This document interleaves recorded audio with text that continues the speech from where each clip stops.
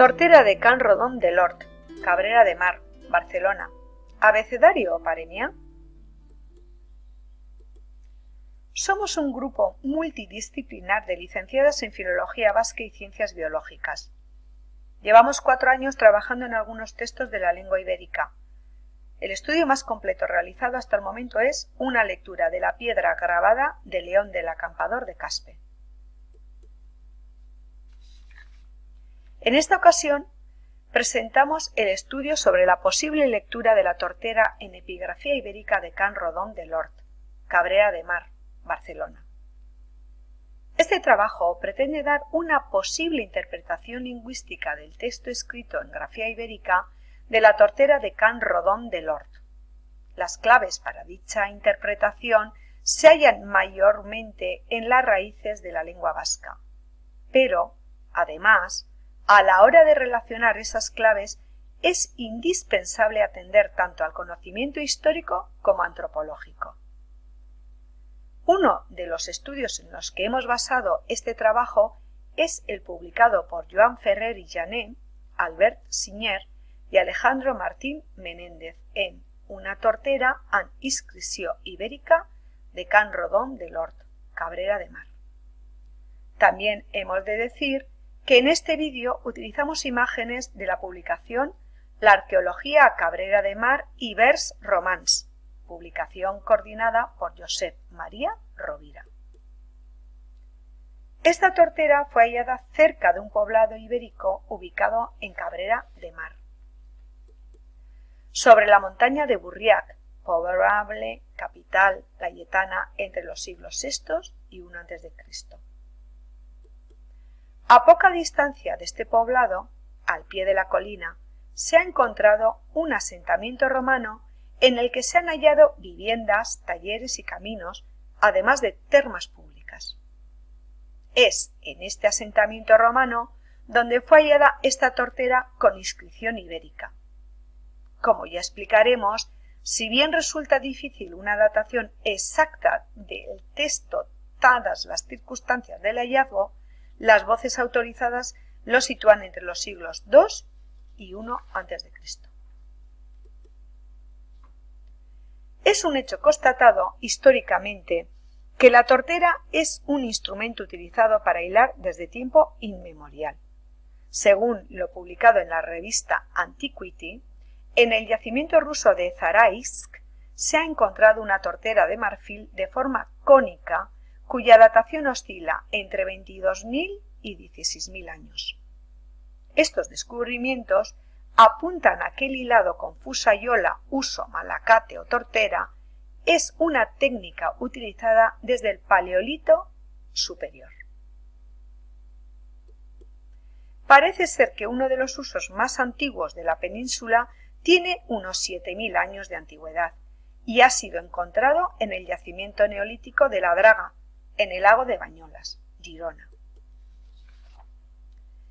En la mayoría de los yacimientos arqueológicos neolíticos estudiados en la península se han hallado instrumentos relacionados con la industria textil. Los materiales que se han utilizado para realizar dichos instrumentos son muy variados: piedra, hueso, metal, cerámica. La gran mayoría de las torteras encontradas hasta ahora no contienen inscripciones, pero hemos de decir que se han hallado diversas torteras con epigrafía ibérica en más de un lugar, tanto en yacimientos del territorio denominado ibérico como en yacimientos celtibéricos. Esto es, la tortera de Can Rodon de Lord es reseñable sobre todo por la cantidad de signos epigráficos ibéricos, en concreto 28 signos, pero no es la única que cuenta con una cantidad considerable de signos que se podrían interpretar con un significado distinto al antroponímico. Aquí vemos varios ejemplos de torteras con epigrafía dentro del contexto ibérico, recogida en la publicación Iberic Castaun, un elemento característico del léxico sobre torteres, de Joan Ferrer i Jané. Además, existen otras torteras, también con epigrafía, que pertenecen al llamado contexto celtibérico, como son las fusayolas de Arcóbriga, del siglo III al I a.C., de Monreal de Arisa, Zaragoza, la de Horcajada de la Torre, de Cuenca, o por último la hallada en la necrópolis de las Ruedas, en el yacimiento de Pintia, Valladolid. Esto es, los yacimientos con epigrafía en torteras con una cantidad reseñable de signos abarcan un amplio territorio de la península: Cataluña, Zaragoza, Teruel, Cuenca, Valladolid. También se han encontrado pesas de telar con inscripciones en diversos lugares de la geografía peninsular: la pesa de telar de la Guardia de Alcoriza, la pesa de telar de Asaílla.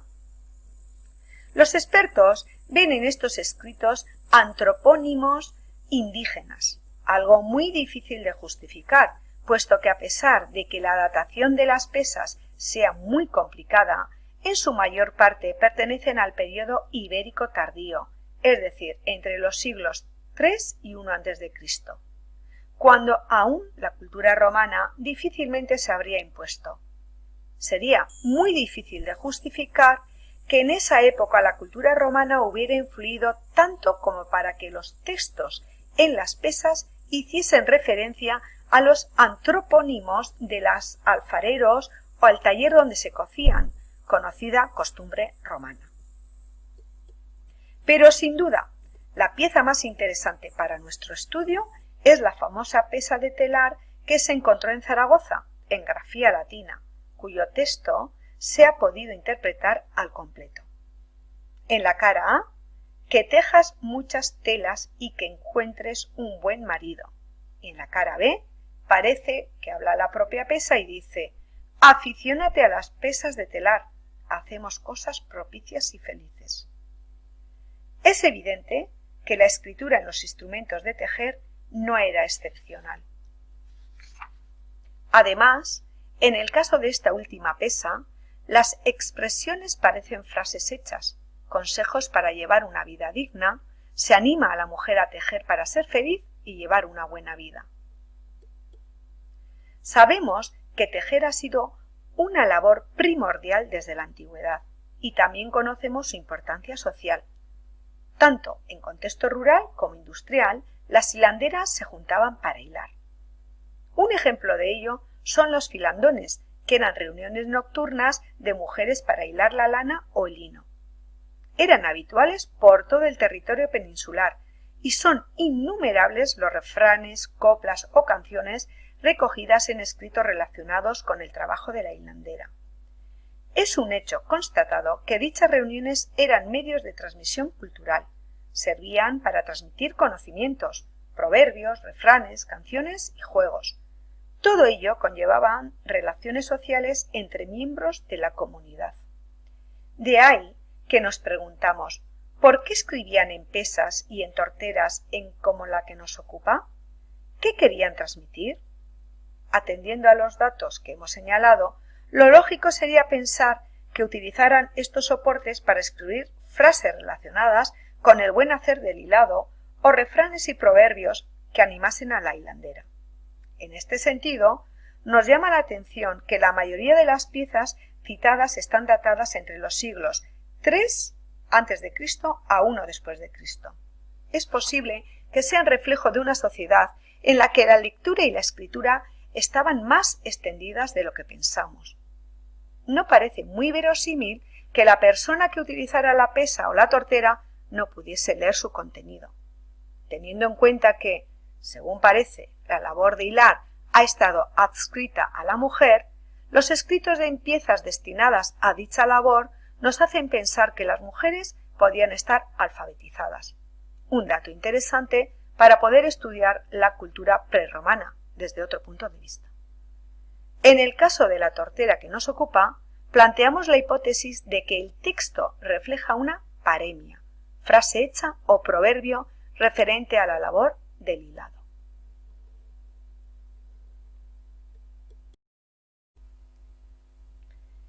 En el yacimiento de Can Rodon de l'Hort se encuentra en 1881 un conjunto de tumbas ibéricas de los siglos IV al III a.C. Prosigue el estudio en la zona en 1968 y se encuentran algunas tumbas más. Pero al proseguir las excavaciones se encuentran restos más tardíos que la necrópolis. En las posteriores excavaciones se encuentran una superficie urbanizada de la época de la Tardorrepública Itálica. La cronología del asentamiento romano de Can Rodon de l'Hort se estima que va desde la mitad del siglo II a.C. hasta el primer cuarto del siglo I a.C. Este asentamiento hay que considerarlo como un asentamiento único y de origen romano fundado para el control administrativo del territorio layetano ibérico. Por el análisis de los hallazgos numismáticos, probablemente es el lugar donde se encuentra la ceca ibérica de Ilturo, entre los siglos II a I a.C.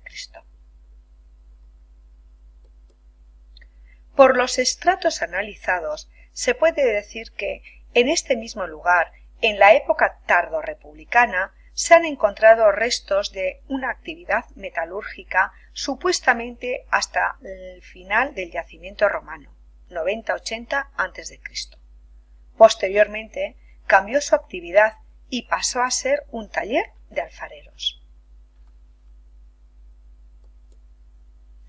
En este lugar de alfareros se han encontrado restos de un centro productor de cerámica en el que se producían ánforas, platos finos, cerámica común, tinajas y material de construcción. Al parecer, mantuvo su actividad durante el siglo I después de Cristo y principios del siguiente. Es aquí donde se encuentra la tortera, que se utilizó como material de relleno de obra que se realizó para nivelar una estancia de la alfarería. Se encontró en el extremo norte del solar en cuestión, en la sección 1178, separada por más de 2 metros de grosor de arena aluvial de los restos republicanos. Según lo publicado en Una tortera amb inscripció ibérica de Can Rodon de l'Hort, Cabrera de Mar, debido a las circunstancias de su descubrimiento, podría ser más antigua que el estrato donde fue hallada, es decir, anterior al siglo I a.C.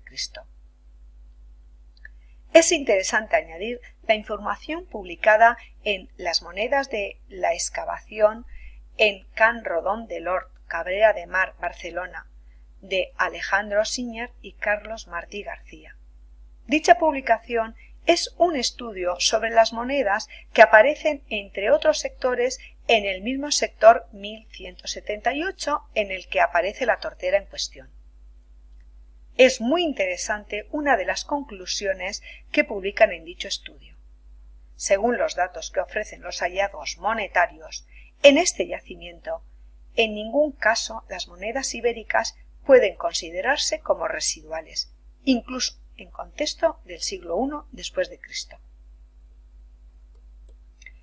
De manera que, al parecer, las monedas ibéricas se seguían utilizando incluso cuando el Imperio Romano ejercía su pleno poder en la zona. Esto demuestra que la cultura ibérica todavía estaba viva. Otra muestra de que la cultura ibérica seguía viva son los hallazgos publicados en el artículo de Paleohispánica 2018, Novedades epigráficas de Ilduro, Cabrera de Mar, Barcelona, Alejandro Siñer y Joan Ferrer. En él se concluye que la epigrafía ibérica que aparece en la cerámica sirve para documentar el uso de dicha escritura durante los siglos II y I a.C.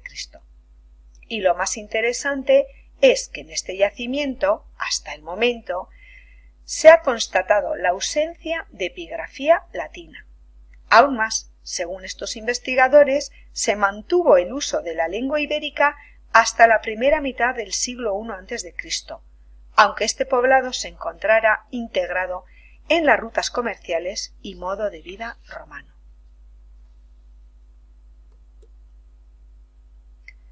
antes de centrarnos en las claves de nuestra interpretación, como ya venimos diciendo en trabajos anteriores, nos parece pertinente mencionar una propuesta de lectura de una serie de signos de alfabeto íbero, que merecen consideración aparte. Los signos que se corresponden con consonantes líquidas, tanto laterales como vibrantes, y con consonantes nasales y con sibilantes, en todas sus variantes, los leemos seguidos de la vocal E. Esto no es una casualidad, porque lo venimos haciendo así en muchos textos a los que hemos podido dar sentido desde el euskara. Decimos que no es casualidad, pero coincide que son las grafías íberas a las que no se les atribuye la lectura silábica. Por otra parte, hemos barajado la posibilidad de que podría ser que los códigos escritos y el oral no se correspondieran totalmente. Es muy posible que abreviaran al escribir, dado que los soportes que utilizaban para ello conllevaban dificultades de espacio o de ejecución. En este caso, teniendo en cuenta que nuestra propuesta de lectura es una frase hecha, es de suponer que el estilo sea abreviado y pragmático, el mismo que ha perdurado en el tiempo en textos de esta naturaleza: coplas, proverbios, refranes, frases hechas. Algunas consideraciones sobre la epigrafía.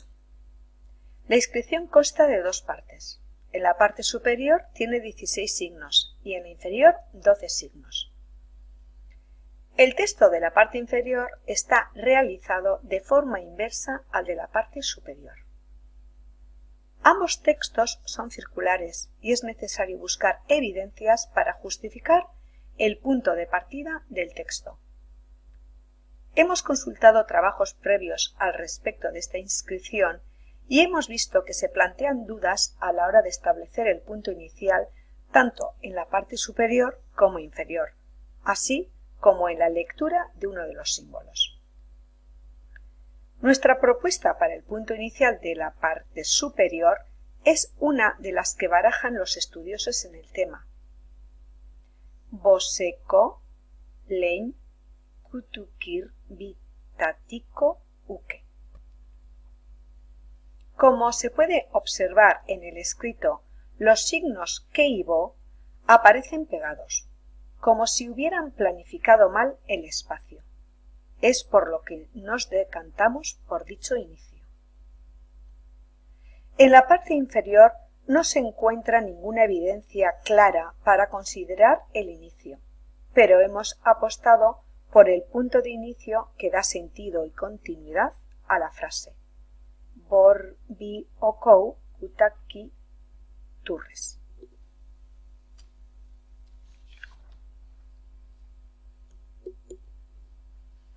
En cuanto al símbolo que ha presentado dudas de lectura, nos decantamos por leer como una L.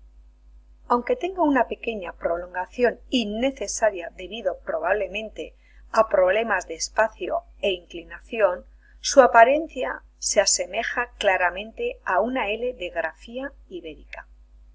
Además, no es el único símbolo que está escrito con la misma inclinación. Justamente en el símbolo que le precede, ko, se observa la misma inclinación en su parte superior. Pero además, dicha ko también cuenta con una prolongación superior. Todo ello nos reafirma en la lectura de dicho símbolo como L.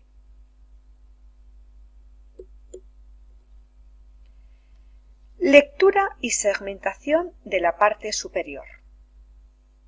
Boseko lemne kutukirbitatiko uke. Propuesta de segmentación de la parte superior. Boseko lemne kutukirbitatiko uke. Propuesta de lectura de la parte superior. Boseko lemne kutukirre bitatiko uke. Para entender el análisis lingüístico, es necesario partir del estudio de la gran cantidad de variantes dialectales del euskera. Dichas variantes son la clave tanto para constatar la evolución y diversidad de las raíces lingüísticas dentro del euskera, como para relacionarlas con los escritos de la llamada lengua ibérica. Muchas de esas variantes están recogidas en el diccionario orotárico Euskal Hiztegia. Hay que subrayar que prácticamente todos los elementos que hemos propuesto se recogen en este diccionario sin alteración alguna. Boseco. La palabra boseco está formada a partir de la variante bos, del numeral bost. La otra variante del numeral borz es la misma en euskera y en la lengua ibérica. El significado de mano para el segmento boseco es el mismo que el actual. Bosteko eman, dar los 5.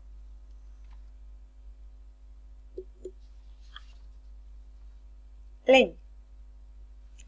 Lein es variante dialectal de legún, leun, así como de lein, con significado de suave, delicado, liso, de modo que la lectura de boseco lein, como mano fina, no presenta dudas. Kutu. Kutu aparece recogido como una variante de kotoi, planta textil, algodón, lino. Hay quien dice que la palabra algodón procede del árabe al-kutun, pero no todos los investigadores opinan lo mismo. La raíz kutu, en las lenguas arcaicas, hace referencia tanto al algodón como al lino o a la lana. Se puede identificar la misma raíz para más de una fibra textil. Según fuentes históricas, en la península ibérica, más concretamente en la zona mediterránea catalana, existía una importante industria de lino, con la que manufacturaban velas de gran calidad. Es por lo que nos inclinamos a relacionar kutu con lino.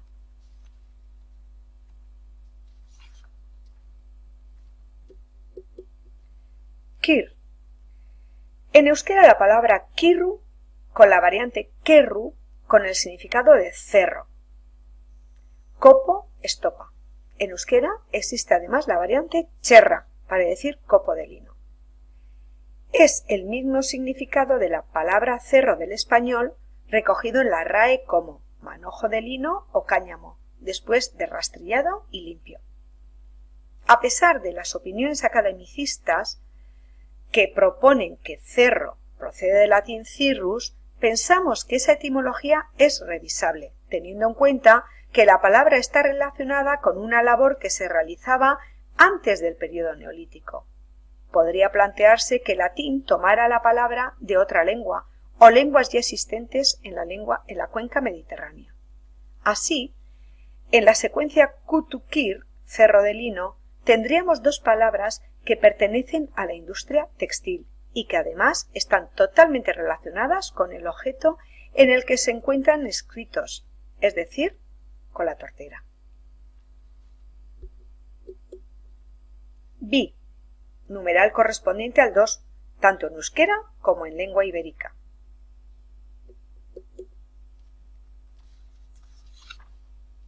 Tatiko. Consta de la palabra tati y el sufijo ko. El sufijo ko, en este caso, con significado por cada, por.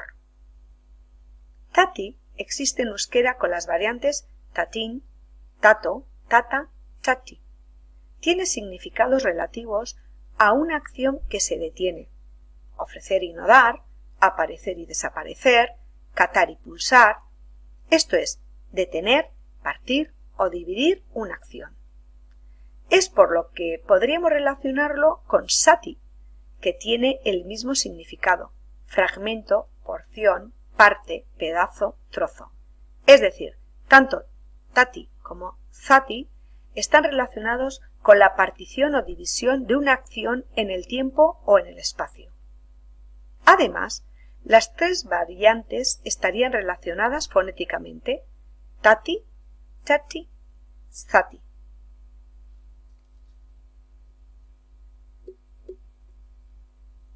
Por otra parte, en la fusayola de arcilla de Arcóbriga, Zaragoza, expuesta en el Museo Mann, se encuentra recogida la siguiente secuencia en su parte superior. Satika Linsu. Pensamos que en ese caso aparece el segmento satika y que su significado también estaría relacionado con partir la acción, el tiempo o el espacio, a pedazos, a trozos. Vitatiko tendría dos posibilidades de lectura. Por cada 2 veces que cata y pulsa, asidas, el cerro de lino, o por cada 2 usadas, siendo la usada la porción de lino, lana o estambre que ya hilada cabe en el uso. Y estaríamos hablando de zatiko como medida de cantidad de hilo que cabe en un uso.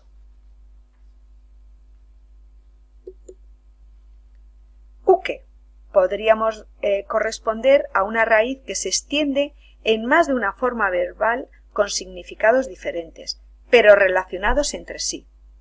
Uketu es variante de ukan, con el significado de tener, mantener asido algo, sostener. Tampoco estaría lejos de uketu, variante de ukitu, de significado tocar, manosear, palpar. Este verbo tiene también otras variantes dialectales, ukutu, iketu, ekutu. Ni la una ni la otra resultan opciones problemáticas para interpretar el segmento dentro del contexto que entendemos.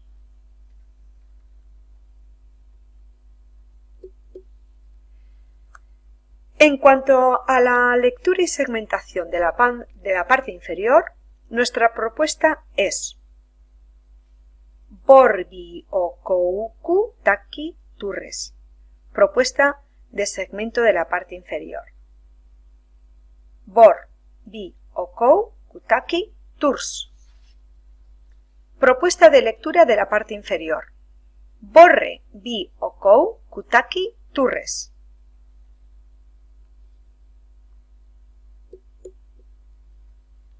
Borre. En primer lugar, señalar que para justificar la lectura de la vibrante simple con doble, nos basamos en las alternancias entre ambas en palabras del léxico más común en euskera. Guraso, burraso, marubi, marrubi. Consideramos una evidente relación con borro, borra, atendiendo a los campos semánticos que estas palabras trazan tanto en español como en euskera. Borro hace referencia en las dos lenguas al ganado lanar o a la lana, pero más interesante aún nos parece la palabra burquilla, burquila, que es rueca para hilar lana, y también burquilla, palo donde se pone la lana que ha de hilarse.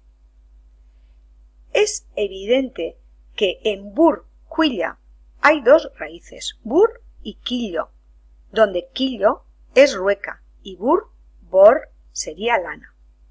En la RAE plantean la etimología de borro, borra, de latín tardío burra, lana grosera, pero creemos que en todo caso esta palabra del sustrato habría permanecido sin ceder ante lo que habría sido su correspondiente en latín, lana.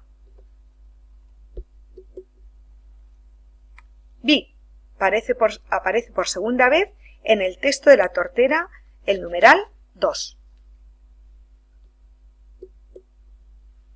Oko. La palabra oko del euskera es racimo. Hace referencia a la cantidad de lana que cabe en un uso, esto es, a la usada, pero en nuestro caso de lana. La palabra racimo está relacionado también en su significado con la palabra mazorca, porción de lino o lana ya hilada y recogida en el uso. Además, según el diccionario etimológico de Corominas, la palabra copa-copo, en su significado más antiguo, es la fracción de lana que se hila de una vez, contenido de una rueca. De modo que, si atendemos al contexto que estamos barajando, el significado de oco tiene clara relación con copo.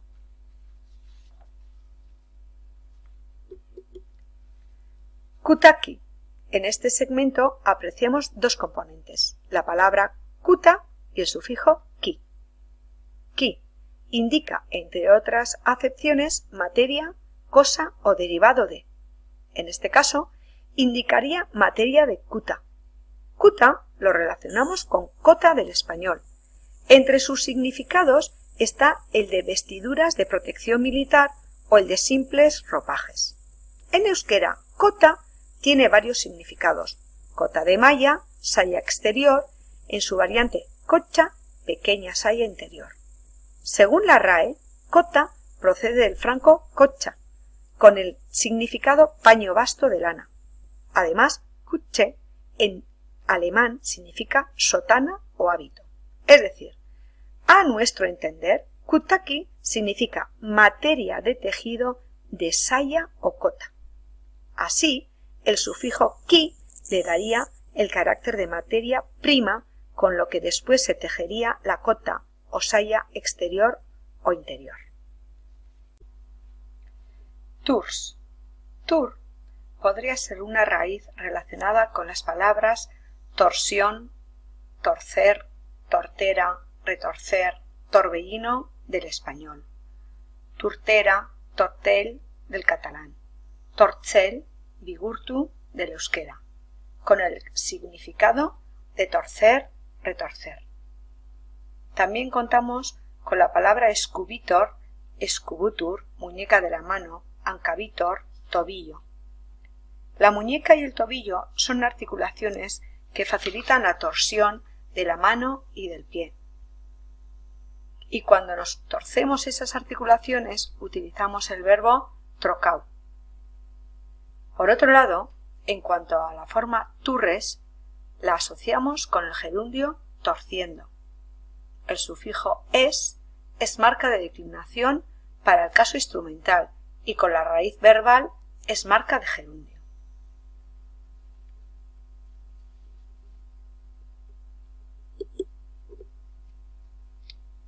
Propuesta de lectura del texto completo.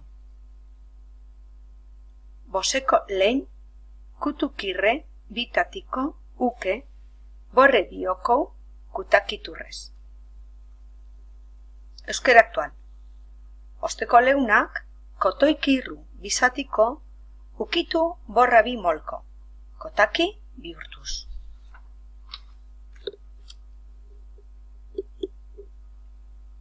La traducción al español es: la mano fina, por cada 2 asidas o usadas de lino, tiene toca o hila 2 copos de lana, retorciendo el material de cota. La información de la parte superior y de la parte inferior son complementarias y pertenecen al mismo contexto. Es una hermosa paremia. Es un enunciado breve, sentencioso e ingenioso para transmitir un mensaje de elogio a la pericia de las hilanderas. Después de haber desgranado cada uno de los segmentos, quisiéramos presentar unas consideraciones finales. La primera, que las claves semánticas de cada uno de los segmentos trazados nos han permitido identificarlos y relacionarlos entre sí. Así, se han podido identificar bastantes raíces de palabras relacionadas con el hilado: oseko, kutu, kir, borra, oko, cota.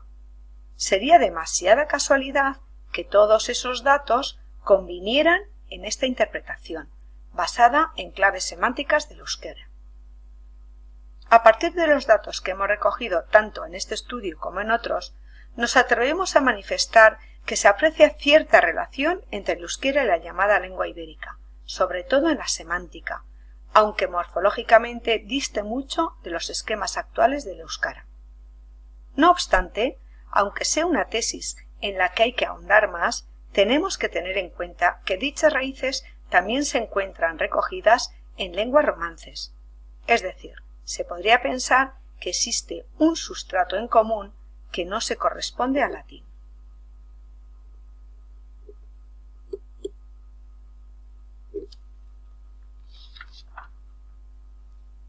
Como ya hemos explicado anteriormente, el texto arqueológico que rodea a la tortera ratifica el uso de la escritura y de la lengua ibérica incluso siglo y medio después de la llegada del ejército romano. Esto es, los segmentos recogidos en esta tortera son anteriores a la influencia del latín en la península. Sin embargo, eso no quiere decir que el latín no utilizara dichas raíces. Teniendo en cuenta que la labor del hilado se realiza desde el Paleolítico superior y que, a juzgar por la abundancia de instrumentos relacionados con el hilado encontrados en contextos neolíticos, es evidente que dichas raíces pertenecen a una lengua anterior al latín. Sin duda, para dar más luz a esta hipótesis es necesario analizar el sustrato común que existe entre las lenguas antiguas: euskara, acadio, arameo, griego antiguo, hebreo.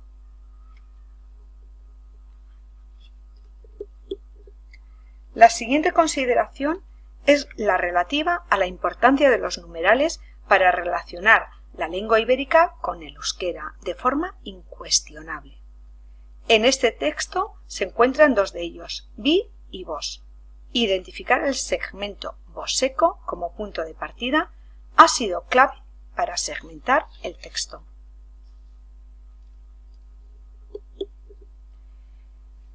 En lo que respecta a la segmentación, que es uno de los mayores problemas en la investigación de la lengua ibérica, los estudiosos de la lengua ibérica hacen corresponder siempre el mismo significado a una misma secuencia.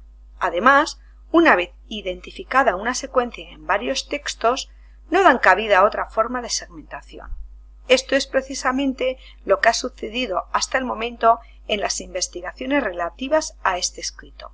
La cuestión es que la secuencia Kutu se ha encontrado en más de un escrito en diferentes materiales y contextos, y por esa razón consideran que no tiene por qué estar vinculada a la labor que representa la tortera. Además, la secuencia Kutu-Kirbiti-Tako, hallada en contexto rupestre, más concretamente en el abrigo del Esquirol, es concluyente, en su opinión, para desvincular el texto de la labor del hilado y considerarlo un abecedario. A ese respecto, nos hacemos la siguiente pregunta. ¿Hay alguna razón para determinar el tipo de texto que constituye la secuencia enclavada en dicho abrigo? Intentando buscar respuestas, nos fijamos en los posibles significados de la palabra paremia. Si una paremia estaba vinculada a los dichos más populares o elementos de la cultura que se compartían en los caminos, sin lugar a dudas se amplía el campo de interpretación de textos como el del abrigo del Esquirol. Por lo tanto, sería necesario estudiar ampliamente el texto al completo, barajando más posibilidades que la de un abecedario al uso. Si paremia es algo que integraba un canto, parte de su letra, parte de un poema cantado o recitado en el caso del texto de la tortera, algo así encajaría perfectamente con su contexto, es decir, con una actividad laboral y también muy social. Pensamos que no nos confundiríamos demasiado imaginándonos a las hilanderas trabajando y charlando o cantando a la vez, o incluso bromeando con los que se reunían en torno a aquella labor. Después, desde nuestro punto de vista, este escrito podría ser tanto un refrán o paremia como parte de una canción popular. Su interpretación literal habla de la pericia de una buena hilandera de manos finas que es capaz de hilar dos tipos de fibras y además retorcerlas para elaborar una hebra de 4 cabos, que se utilizaría para tejer la cota. Es evidente que una hebra de 4 cabos produciría una tela resistente. Sabemos por fuentes bíblicas de la existencia de hilo de lana y lino entremezclados. De modo que se trata de una antigua labor que estaría integrada en la comunidad y bien valorada en la cultura de la época, de manera que un elemento de manifestación cultural de la naturaleza de un refrán, paremia o canción podría formar parte de la expresión popular. Es así que no estaría fuera de lugar en cualquier otro contexto, rupestre, cerámica. Las labores como parte importante de la vida de los individuos han sido huella de todas las lenguas y culturas. Muestra de ello el caso de esta tortera. El objeto de labor ha sido soporte de una expresión escrita. Sin embargo, eso podía no ser tan extraño si no fuera porque hilar ha sido siempre una labor vinculada a la mujer. Esto nos hace pensar que la destinataria del objeto pudiera leer e interpretar el mensaje escrito. Creemos que es una hipótesis a la que habría que añadir más datos, pero no hay que menospreciar la cantidad de objetos con epigrafía vinculados al trabajo textil que han aparecido en los diversos yacimientos de época ibérica. Tal vez en aquella cultura la mujer tenía conocimientos que en épocas posteriores no se le han adscrito como naturales. Si bien una paremia podría ser meramente instructiva, en este caso se le podría añadir un segundo significado. La mano fina de la hilandera, capaz de hilar retorciendo 4 cabos, sería también hábil en el arte amatorio. Perviven infinidad de ejemplos en los que más allá de su sentido literal se oculta también una gran perspicacia en su sentido profundo. Hilandera de rueca, ábreme la puerta. Hilandera de rueca, ábreme, arete la hueca, las manos en la rueca y los ojos en la puerta. La buena hilandera de madrugada prepara su tela. Por amor ayudó a Teseo la princesa Ariadna a derrotar al Minotauro, dándole un ovillo de hilo para que atara uno de sus extremos a la puerta del laberinto. Y con ella queremos recordar con admiración a todas las mujeres que han hilado siempre tan fino. No es extraño que hayan sido fuente de inspiración para grandes artistas. Iñi Situang.